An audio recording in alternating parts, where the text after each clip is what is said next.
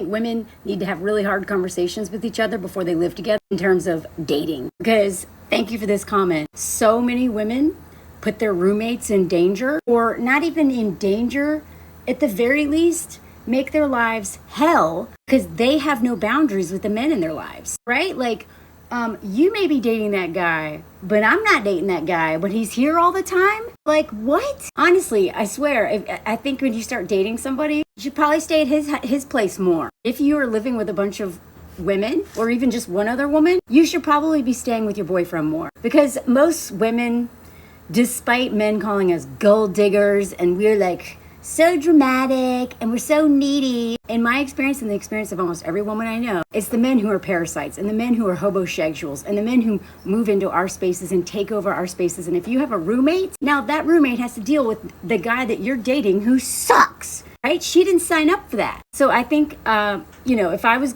single and, dating and needed to have a roommate, that would be a conversation that I would absolutely go into in the very beginning. Establish some boundaries for yourself and for your house, your apartment. Because if you don't have those hard conversations, all that drama is going to be in the one place that women need to feel safe. Now, in my lived experiences and the experiences of most women, and statistically speaking, the home is the most dangerous place for women. The most dangerous place for women. It's not the boogeyman or some dude on the street that you don't know. It's usually your boyfriend, your dad, your stepfather, your brother, or a male relative, or some douchebag that your roommate lets into your home, or that your mom lets into your home, right? So the home is the most dangerous place, but it should be the safest place because the world out there is so dangerous for women. And so if the one place that a woman has refuge, the one place she's supposed to be able to relax and feel at home and not have her guard up, you bring a man into that space and now she feels unsafe in her overpriced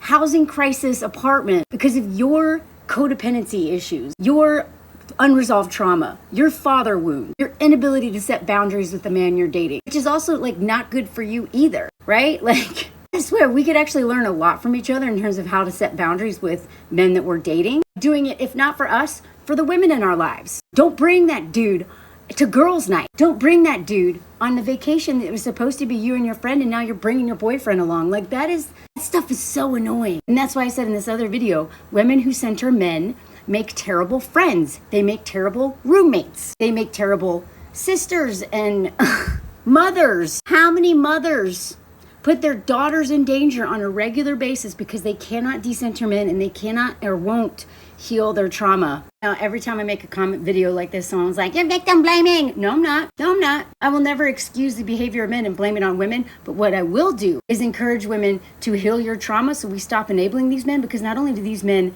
ruin our lives, they ruin the lives of everyone who loves us, especially other women. It's the only way that you can use codependency in your favor is if you won't do it for yourself, do it for your roommate, do it for your friends. Set boundaries with that dude who's constantly pushing your boundaries because you won't break up with them. At least set some boundaries with them so that you don't ruin all your friendships with the women in your life, because you will end up alone. Or you'll end up in a really weird friend dynamic where your best friend ends up being your mom, in which place that person probably needs to heal her trauma around being parentified and probably being the older sister. Anyway, this stuff is so deep, y'all, and who you live with is almost as important as who you date. So if you're living with a woman who centers toxic men, you might as well be dating toxic men too, because you're still going to have to center them by proxy to her. Have these hard conversations before you move in with somebody, unless you're in a crisis situation, because feeling unsafe in your home is one of the worst feelings in the world, and yet one of the most common for women.